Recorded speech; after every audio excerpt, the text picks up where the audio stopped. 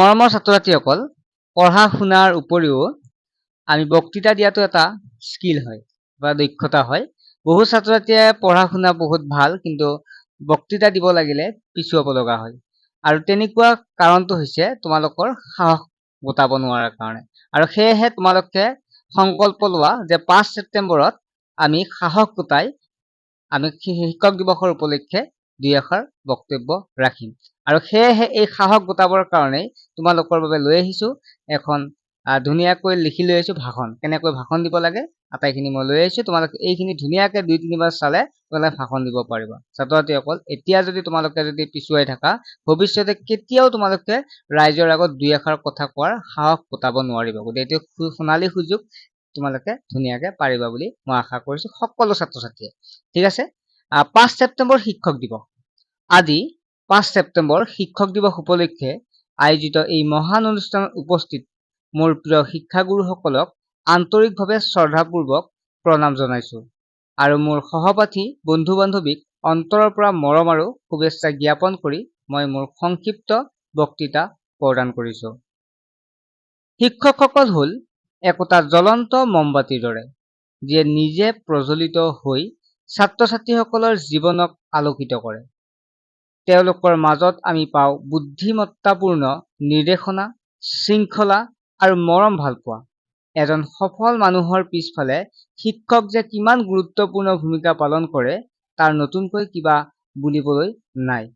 এজন শিক্ষক কেৱল মাত্ৰ শিকোৱাৰ কাৰ্যতে সীমাবদ্ধ নহয়, চলি যোৱা পথত পৰামৰ্শ দিয়া, জীৱনৰ সময়ত সঠিক দিশ দেখুৱাটো তেওঁলোকৰ দায়িত্ব। আমাৰ আদৰ্শ শিক্ষক ডক্টৰ সৰ্বপল্লী ৰাধাকৃষ্ণন এজন মহান শিক্ষাবিদ আৰু চিন্তাবিদ আছিল। 1888 চনত চেন্নাই চহৰত তিৰুত্তনী নামৰ গাঁৱত এগৰাকী দৰিদ্ৰ পৰিয়ালত তেওঁৰ জন্ম হৈছিল। তেওঁ শিক্ষা ক্ষেত্ৰত অসামান্য অৱদান আগবঢ়াইছিল আৰু ভাৰতবৰ্ষৰ প্ৰথম উপৰাষ্ট্ৰপতি আৰু দ্বিতীয় ৰাষ্ট্ৰপতি হিচাপেও দায়িত্ব পালন কৰিছিল। ডক্টৰ ৰাধাকৃষ্ণনৰ জন্মদিন উপলক্ষে ছাত্ৰ-ছাত্ৰীসকলে তেওঁৰ জন্মদিন পালন কৰিব বিচাৰিলে।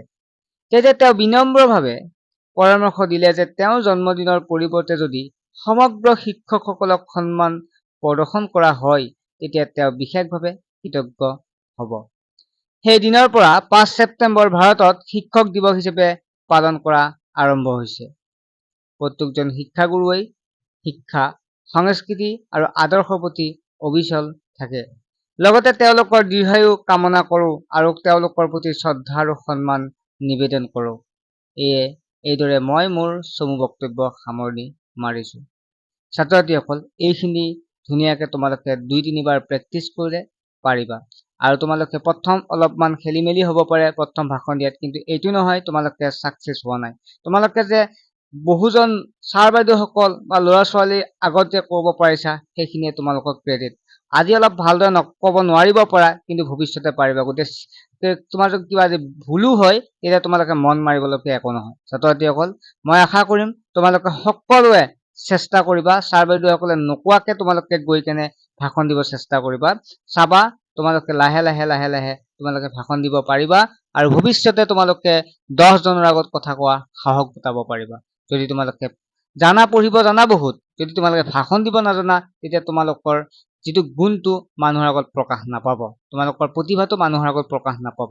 গতিকে আশা কৰোঁ সকলোৱে ভালদৰে পঢ়ি কেনে চাই কেনে বক্তৃতা দিবা। ইয়াৰ উপৰি এটা ভাল খবৰ শিক্ষক দিৱসৰ দিনাই দিব বিচাৰিছো। যিসকল ছাত্ৰ-ছাত্ৰীয়ে অনলাইন টিউচন কৰিব বিচাৰে আমাৰ তাত কৰিব পাৰে। লাইভ ক্লাছৰ জৰিয়তে তোমালোকে কৰিব পাৰিবা। নোৱাৰটো সুধিব পাৰিবা। মেথছ, ছায়েন্স, ছচিয়েল ছায়েন্স আৰু ইংলিছ গ্ৰামাৰ 4টা বিষয় মাত্ৰ 99 টকা।